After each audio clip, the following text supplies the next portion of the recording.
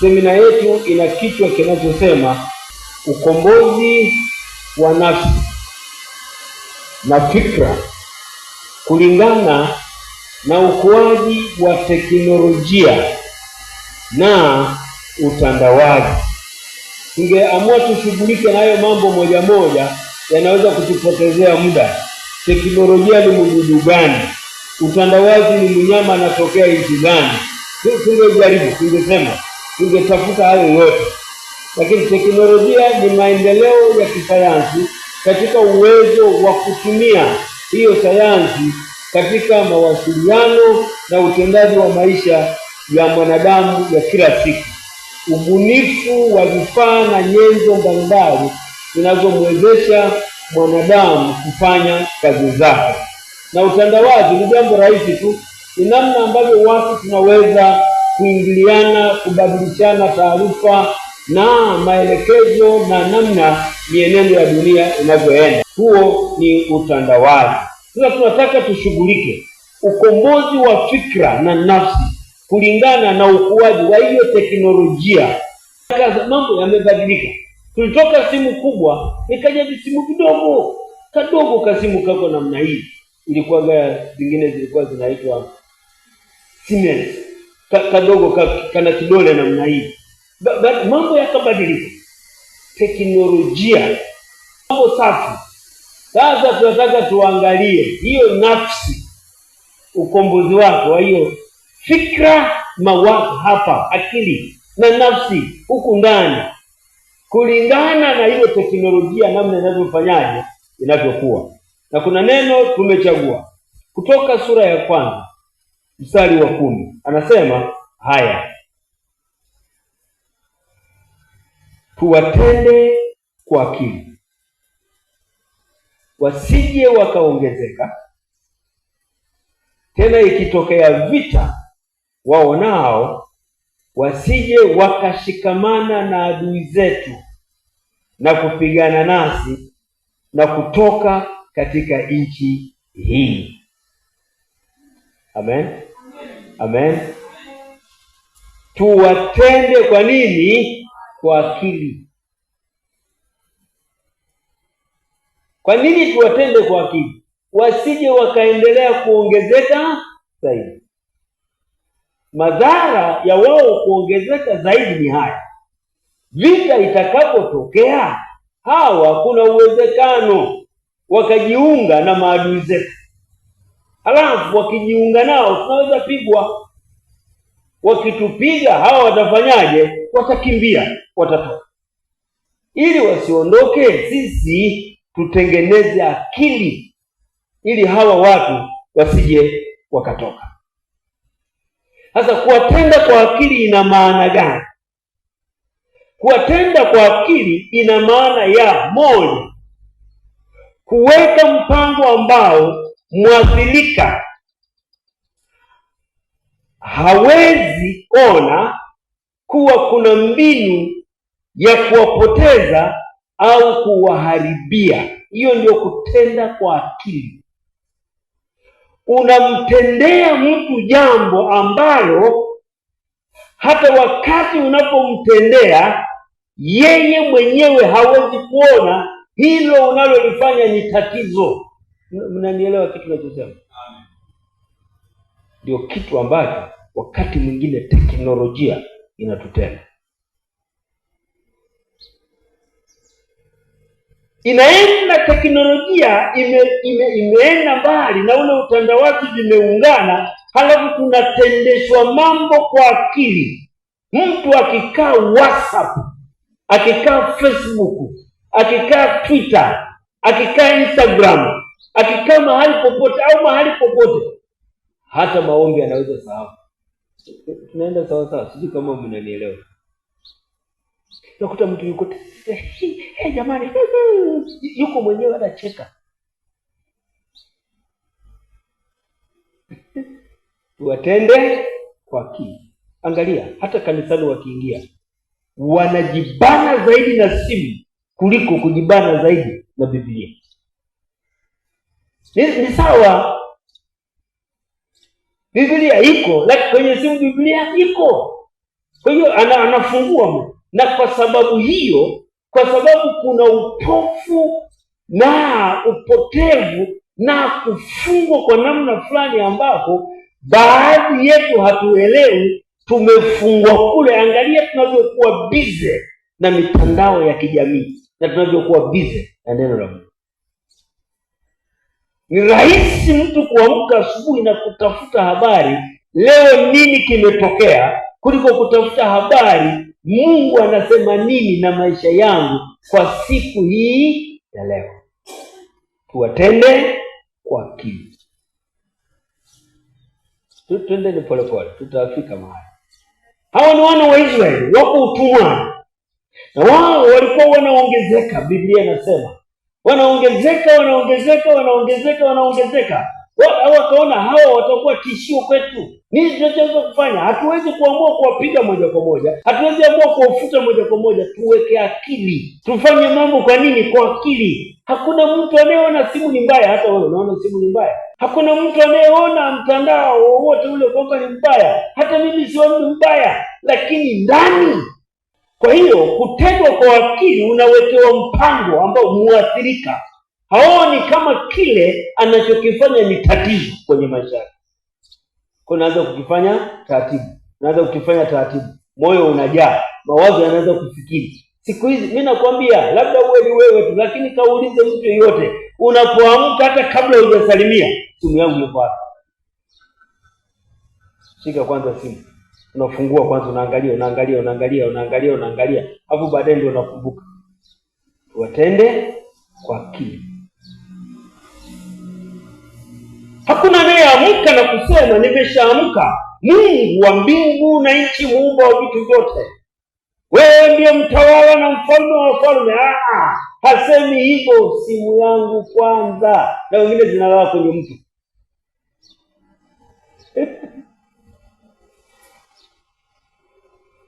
Ya pili, kutenda jambo ambalo pamoja na uzuri wake, lakini kwa ndani limebeba nini? Uharibifu.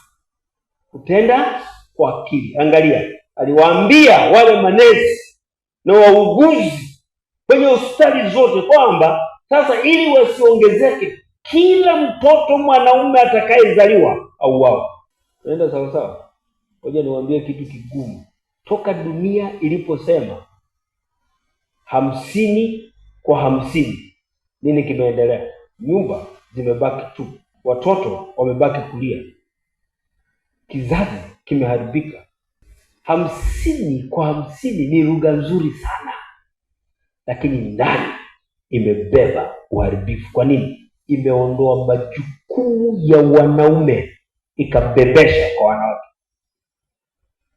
Leo kuna mwanamke gani anaamka ametulia nyumbani anauliza namna ya watoto wake watakavyoishi? Nani? Kila mwanamke na begi na beseni sijui na nini, anaenda huku wewe ndugu, anaamka nini? Watoto wameachiwa house girl. Kaangalia watoto kuanzia mwaka 2000, mzee wako kama hawana akili nzuri, wanatembea kama mambo wanayowaza ni hatari. Ni wababa, watu wazima, lakini hawako tayari kubeba majukumu ya kuwa mwanaume na baba wa familia. Haleluya. Ni jambo ambalo kwa nje linaonekana zuri. Mtu akitaka kukutenda kwa akili analeta kitu kizuri, lakini kwa ndani kimebeba sumu na uharibifu. Na hayo ndio tunaenda nayo. Na ndio maana siku hizi hata ndani ya nyumba kama kambale, kila mtu sharubu, baba sharubu, mama sharubu na watoto sharubu. Hakuna anayeongea, hakuna anayejibu. Na wanaume siku hizi hata ndani ya nyumba tumekuwa ni wapole, watu wa kufinya mikono baada ya kuongea. Hatuna sauti. Ilianzia wapi? Beijing. Ni tamu kama dawa ya kumpa mtoto, lakini ndani ina sumu ya kuua vijidudu tumboni. Kuwatenda kwa akili. Wale wamama walikuwa wanaona kama wanawasaidizi, kama kuna nesi amekuja kumsaidia. Mama yeyote anayejifungua anahitaji usaidizi wa yule muuguzi, wa yule nesi, awe karibu. Uchungu ukizidi anaita nesi. Nesi anapokuja anaonekana ni kama mtu mzuri mwenye kutoa msaada, na ndivyo ilivyo na ndivyo anavyotakiwa, lakini nje anaonekana ni mtu wa msaada, ndani ni muuaji. Na hayo ndio mambo tunayokutana nayo duniani leo. Wapo kanisani wanaweza kuimba, lakini nje ndani wanasumu.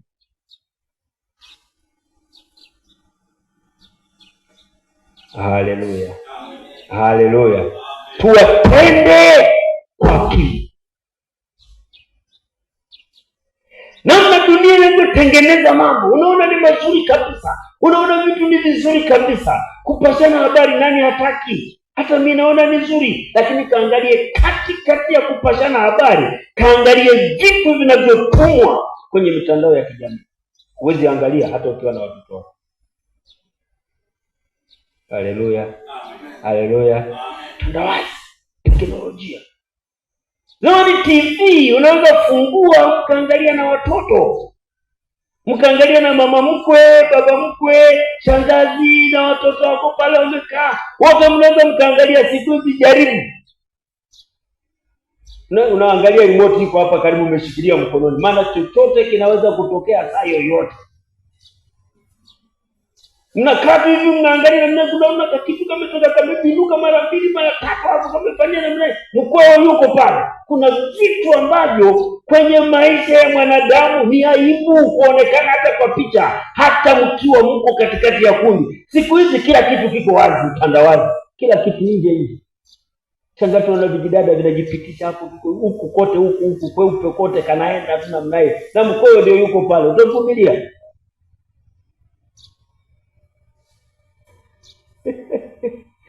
Haleluya. Tuwatende kwa akili. Hiyo akili iliyotenga ndio tunataka tuikomboe, tuitoe. Zamani ilikuwa ni ngumu sana kuona mwanamke anaingia kanisani amevaa suruali. Sio kwanza kanisani, barabarani ilikuwa ni ngumu sana. Siku hizi sio barabarani, siku hizi zimejaa kanisani. Tena afadhali zingekuwa ni suruali. Ni vile viminyo. Na ni hicho sio kwamba amewekelea na nyingine hapa. Hicho kikausha ngozi.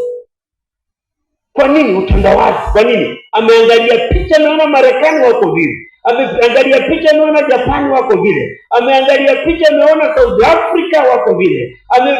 Picha naona Uswisi wapi, Denmark wako vile. Amepiga picha, naona Kenya wanagobi putule namna hii, na anaingia kanisani na yeye yuko namna ile. Kwa nje tunaweza tukaonekana kama ni kizuri, lakini ndani kinaua kilicho cha Mungu. Kabla unapoingia kanisani, hata usikii kwa watu kusikiliza Mungu anasema nini unapotaka. Tuwatende kwake. Haleluya.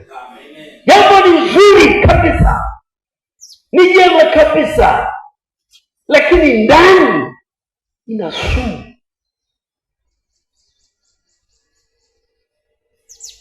Kuna sumu kali.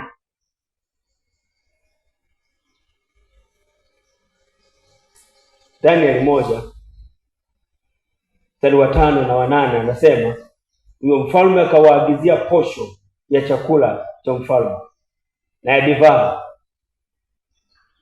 aliyokunywa, akaagiza walishwe hivyo muda wa miaka 3, ili kwamba hatimaye wasimame mbele ya mfalme.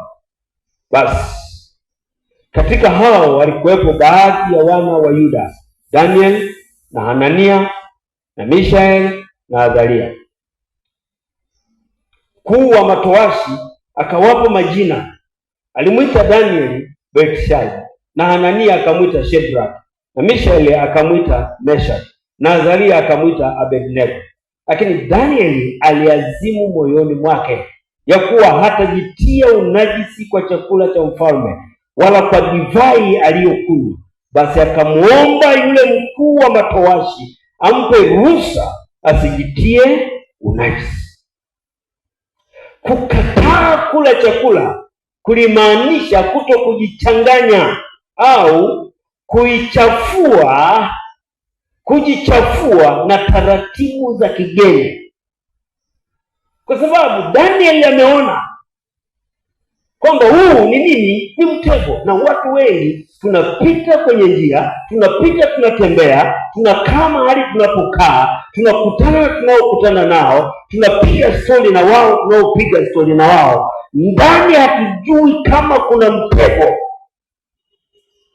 Hapo nakaa tunao umejiacha, jamani, huyu ni rafiki yangu, najua huyu ni shosti yangu, tulikuwa wote tunakaa shule tunafanya nini, na uangalii. Unajua Daniel akaona hiki chakula ni mtego, na kwenye mtego siwezi kuingia. Bwana asifiwe sana. Siingii huu mtego, siwezi kuingia. Kwa nini? Kwa sababu nikiingia huu mtego nitajichafua na taratibu, kwa sababu taratibu zao haziendani. Akasema no, siwezi kuingia.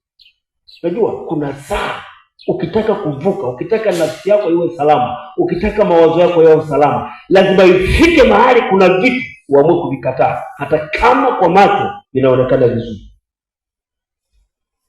Ushawahi kukuta mtu alikuwa yuko sawa safi kabisa, lakini kwa sababu ameambiwa na marafiki zake ya kwamba kwa umri wako dada, mpaka leo hauna boyfriend, wewe utakuwa ni mtu wa ajabu sana. Look here, kuna huyu dada anaweza kusimamia boyfriend wake huyu hapa, angalia wanavyopendaza, angalia wanavyokaa vizuri, halafu na kenyewe kwa kukosa akili kanaenda kujiconnect na vitu ambavyo sio vyenyewe, kanatafuta boyfriend bila kujua boyfriend akaleta nini kwenye maisha.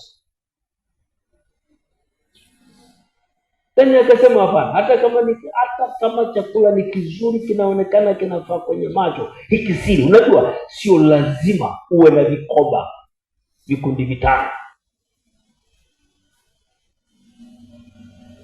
Jamani, mama kabisa na nyumba, unaendeshaje maisha bila vikoba? Kwa lazima niwe na vikoba? Naweza fungua siku hizi hata imwekeza. Haleluya. Na wake imwekeza, unaweza fungua hata mkoba peke yako ya kwako wewe mwenyewe. Baada ya kama kwenye vikoba unaweza kuweka 10,000 kila wiki, unaweza kuweka kwa mwezi mzima. Unashindaje kuweka kwenye mkoba? Haleluya. Unashindwaje? Akasema hapa kuna kujichanganya, hapa nitajichafua na hizi taratibu zao, hapa nikikubali hii nitajichafua. Kwa nini? Alikuwa analinda hali yake ya kiroho katika nchi ya utumwa.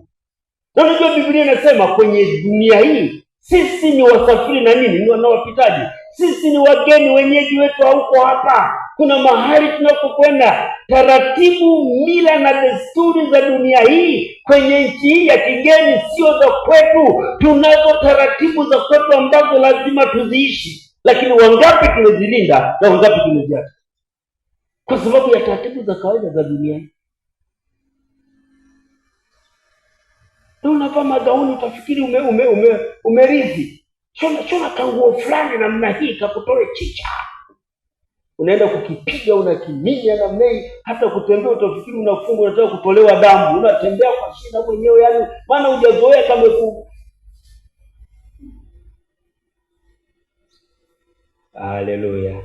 Haleluya.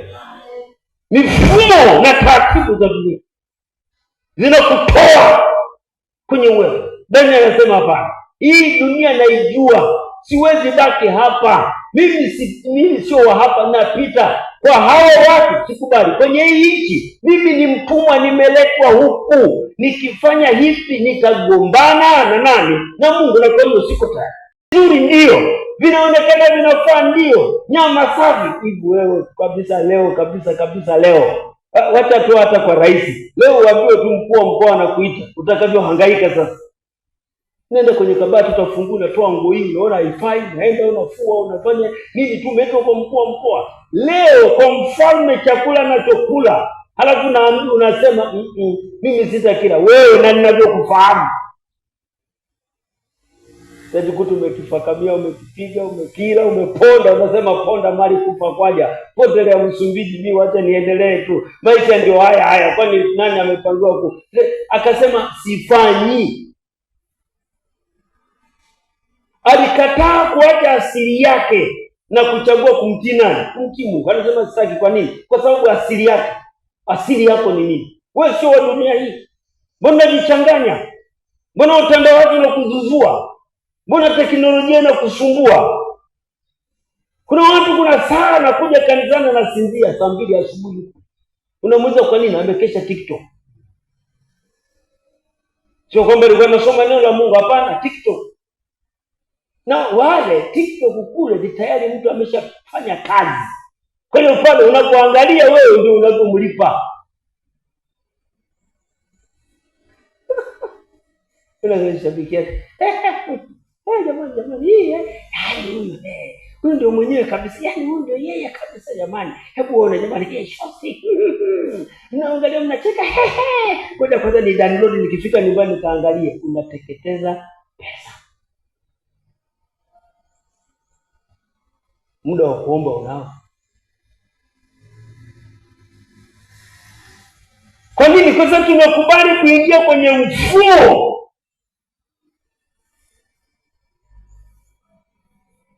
Na kwa hiyo anaamua kulinda agano lake na nani? Na Mungu. Ndio maana nasema hiki chakula mimi sili. Nina agano na Mungu. Haleluya. Kujitoa nafsi zetu. Kufanya nafsi zetu zikombolewe.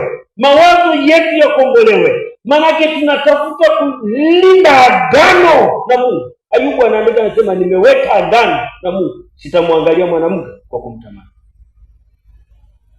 Agano lazima lilindwe. Na linalindwa kwa kujua kipi ni kipi. Sio kila sukari inalika ama. Hakuna. Sukari zingine ni hapa tu juu. Na lamba namna hii, ngoja uone. Chungu. Kwa nini? Kwa sababu kuna vitu vimewekwa huko. Haleluya. Amen. Haleluya. Amen. Ukombozi wa nafsi na fikra ni nini? Ukombozi wa nafsi na fikra ni nini? Yohana anaandika kwenye sura ya 8 aya ya 32, anasema tena mtaifahamu kweli, nayo hiyo kweli itawaweka huru. Tena mtaifahamu kweli, nayo hiyo kweli itawaweka huru. Yohana sura ya 8 mstari wa 32. Ukombozi wa nafsi na fikra ni nini? Ukombozi wa nafsi na mawazo kwa maana ya fikra ni ukombozi wa kutoka katika utumwa wa dhambi, woga na tamaa za kidunia. Na sisi kama mnajua tamaa za kidunia kwa wingi wake na kwa urahisi zaidi zinaongezwa na kuchochewa na nini? Na teknolojia. Na siku hizi kuna AI. Ni sawa AI. Leo dadangu mmoja kaposti picha na nikaipitia nikaisoma. Kapitia nikaisoma. Anamwambia mwenzake kwenye ile picha, anamwambia safari njema, Mungu akutangulie. Anaonekana amepanda ndege. Safi. Mimi nikamwandikia, nikamwambia hongera zake, ila najua anaenda Oman. Akanijibu akasema hiyo sio Oman, hilo ni basi linaenda Morogoro. Na akasema yuko Morogoro huko. Nikamuuliza kwa nini, akasema hiyo ni AI. Imetengenezwa. Ngoja mimi nikwambie. Teknolojia kwa urahisi inasambaza kwa spidi kubwa sana matamanio yaliyoko dunia hii kwa watu. Unanielewa kitu ninachosema?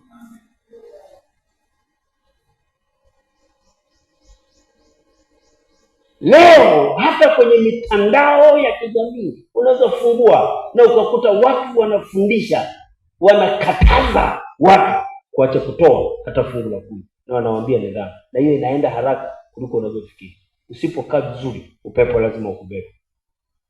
Hayo ndio mambo tunataka fikra, akili, mawazo yabadilike ili mtu awe na uwezo wa kujua kwamba hiki ni cha Mungu na hiki sio cha nani? Sio cha Mungu. Kwa sababu kuna vitu vingine ambavyo vinaachiliwa kwa spidi, vinaenda. Unaweza kufikiri vya Mungu wala hata si. Woga, anasema Ukombozi wa nafsi na mawazo ni ukombozi wa kutoka katika utumwa wa dhambi, woga na tamaa za kidunia. Woga. Leo watu hawana misuli ya kusimamia imani. Kwenye imani yao hawana misuli. Kwa nini? Kwa sababu wamefundishwa ya kwamba kwa Mungu ni tambarare. Na ndio maana kule mnakoendaga mnapigwa kila siku. Mlizopanda hazijawahi kuota mpaka leo, na ndizo mnazozisikiliza kwa wingi, ndio zinazoenda kwa spidi. Lakini akina sisi tunaohubiri huku barabarani, hata hapo njia panda ya Dar es Salaam sauti haifiki. Bwana asifiwe. Bwana asifiwe. Woga. Imani haitaki watu waoga. Na ndio maana Biblia inasema atakayevumilia. Kuvumilia, havumiliaji mtu anakula pilau, havumiliaji mtu anakula chipsi, havumilii mtu anakula hamburger, havumilii mtu anakula sijui pizza, havumilii mtu anakula nyama choma, havumilii mtu anayekunywa vitu vizuri vizuri. Anayevumilia ni yule anapita kwenye ugumu na changamoto, yule anavumilia. Imani leo watu wanaona ni kama kitu cha kudensi nacho, kirahisi. Imani haijawahi kuwa rahisi hata siku moja. Imani lazima kuvumilia. Haleluya, haleluya. Mimi naamini hata leo hapo mngekuwa wengi zaidi ya hawa, lakini kuna watu miili imechoka, hawezi enda. Imani inataka mahali ambapo unasema haiwezekani, unasema hata kama niko machozi lazima nivuke ng'ambo ya pili, hata kama niko kupigwa lazima nivuke mahali kwenye ahadi za Mungu, hata kama niko mahali pa kusukumwa lazima nisimame kwenye msalaba. Kwa nini? Yesu anasema anayetaka kunifuata lazima jikane, aubebe msalaba wake kila siku, hapo afanye nini? Anafuata. Imani haitaki watu wao. Na kinachobana cha kwanza kinaanza kukubana fikra, mawazo. Fikra inakuja na kuambia hii haiwezekani, huwezi kuvuka, huwezi kufika mahali fulani, huwezi kusogea mahali fulani. Inakuja tu, unaambiwa tu hiyo kanisa letu hapo hamwezi vuka, hapo ndio wamewavuruga, hapo ndio wameamua kuharibia. Usiwaone hivi, wale watu wana roho mbaya kwenye ile kwa huku na hivi na hivi. Fikra iliyokombolewa na Yesu, wakati wanasema ni mahali pabaya, ndio mahali tunapoenda kupanda katika jina la Yesu. Mahali wanaposema njia haipiti, ndio mahali tunapopita katika jina la Yesu. Mahali wanaposema havizadi vinazadi na kuoza, ndipo tunasema tunapata matunda na sisi tutakula. Kwa nini? Nafsi na mawazo yetu vimekombolewa katika jina la Yesu. Tuna nguvu katika Bwana, tuna nguvu, lakini lazima nafsi na mawazo yawe yamekombolewa. Upate ile nguvu ya kukwambia hapa siendi. Tamaa za kidunia. Hatuangalii vitu tukaviamua kwa macho, tunaangalia vitu tunaviamua kwa roho. Kwa sababu duniani vinapita kwenye utandawazi huko, kuna vitu kinapita kinakuja, kinapita kinakuja, naambiwa hiki unafanya hivi na nini, yaani vitu vinakuja. Yaani siku hizi vitu vinakuhitaji, ukishawasha tu data namna hivi vinaingia, hata vile ulivyokuwa utaki vinakuja, unafanya namna hivi vinaenda, utavurugwa tu. Lakini ukiwa na Yesu daima utasimama mbele za Mungu katika kweli yote. Fikra na nafsi unatolewa kwenye dhambi, kwenye oga, kwenye tamaa za kidunia. Sio uhuru wa kutoka kwenye hukumu, bali ni uhuru wa kuishi kulingana na mapenzi ya nani? Hivi leo watu wanatamani kuishi kwa mapenzi ya Mungu kweli? Au tunatamani kuishi kwa mapenzi yetu? Angalia hata maombi. Ukipita tu kidogo kwenye changamoto, kwanza watu wakijua unapita kwenye changamoto lazima waseme wewe ni mwenye dhambi. Hilo la kwanza. La pili, wewe mwenyewe unayepita kwenye changamoto unaanza kujiona kama uko sawa sawa na Mungu. Biblia inasema, Isaya anaandika, anasema, ujapopita kwenye moto sitakuacha, ukipita kwenye maji hata kugarikisha, kwa kuwa mimi niko pamoja na wewe. Kwa nini unaogopa?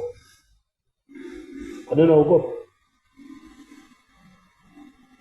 Inspiration speakers, wale watu watia moyo wamekuwa ni wengi kuliko watu wanaokuambia hata hilo litapita. Pokea na umekata. Amen. Pokea, I receive. Pokea, I receive. Pokea na kutabiria, tabiri mama. Tabiri mama, mtume tabiri. Utabiri uko kwenye neno la Bwana, wamtumainio Bwana ni kama mlima Sayuni ambao hauwezi kutikisika. Hiyo ndio neno la Bwana.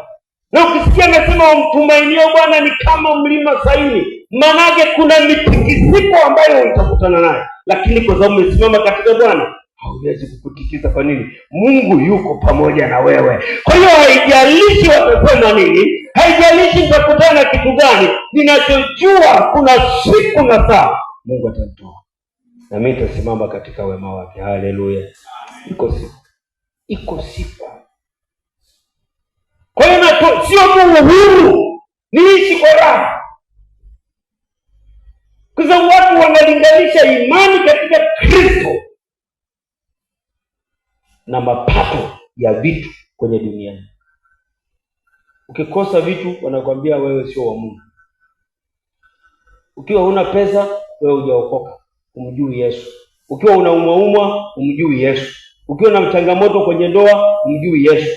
Watoto wako wakiwa na shida umjui Yesu. Wewe sijui nini umjui Yesu. Mimi nataka nikwambie hata wanaomjua Yesu wanapita kwenye shida. Kuyaishi mapenzi ya Mungu ndio tunataka fikra, akili ijue. Mawazo yako mapofu yaondoke. Maana watu wana mawazo mapofu. Wanafikiri tukipita kwenye changamoto ndio Yesu ametuacha. Hapana. Hata tukiwa kwenye changamoto Yesu yuko pamoja na sisi. Hata kama tukiwa tunalia Yesu yuko pamoja na sisi. Sisi sio waoga, tunaye Yesu na lazima tutashinda. Tuko na Yesu, tunashinda. Kwani tuko naye. Yeye alisema mjapopita kwenye maji na mimi niko na wewe. Ukipita kwenye moto hauwezi kukuteketeza. Alisema duniani iko dhiki, jipeni moyo, mimi nimeshinda ulimwengu. Wacha oga. Dunia inaweza kukufundisha kuwa moga, lakini Mungu anakufundisha kuwa majasiri. Ndio maana nasema nendeni. Anasema nimepewa mamlaka yote na Baba yangu. Ile mamlaka niliyopewa ndio ninayowapa ninyi, na kwa mamlaka hiyo nendeni. Haleluya. Haleluya. Muda umeenda sana. Wacha tutamalizia mahali fulani. Ni sawa sawa. Sio mkachelewa kwenda kuchochea maharage alafu mkakaribisha shetani. Nataka tu nimalize hiyo. Kama zimebaki ngapi?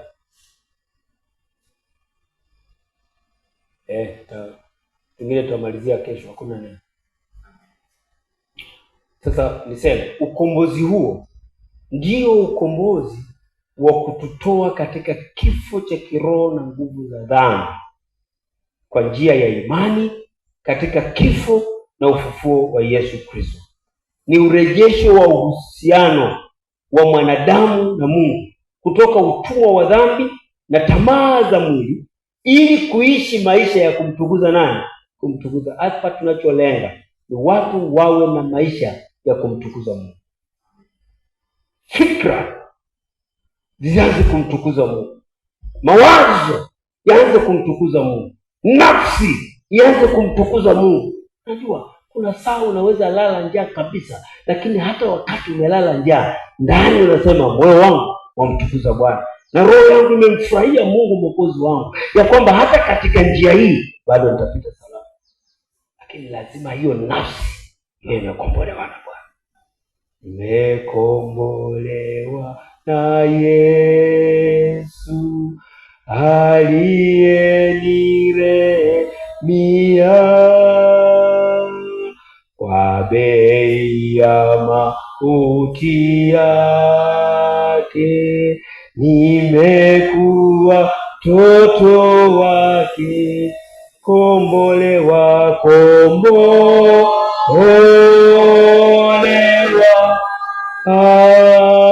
na kombolewa na damu, kombolewa.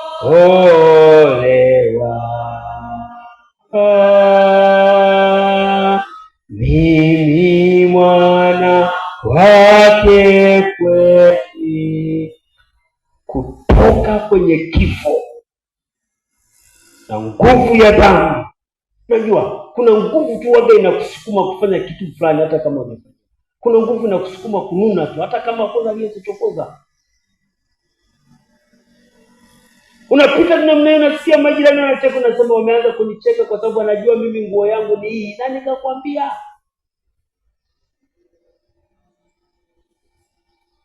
Yaani wale wamama pale kanisani nikianzaga tu kuingia pale, unaona wanaanza kuongea wenyewe, wananisemaga tu mimi. Wanasema nafikiri mimi napenda mimi. Nani kakwambia? Kuna nguvu ya dhambi.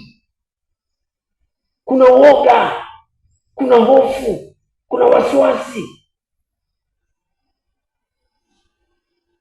Unapita namna hii, unaona tunapita hivi, unaona wakati unapita mtu anachukua simu yake anaanza kupiga, anasema hata waambizane tu, lakini mimi siwezi kuogopa kuishi namna. Nani kakwambia wanaambizana kuhusu wewe? Ni roho mbaya iliyokukaa, nguvu ya dhambi iliyoko ndani. Tunahitaji kumuomba Mungu tuishi maisha ya kumtukuza Mungu ndani yetu.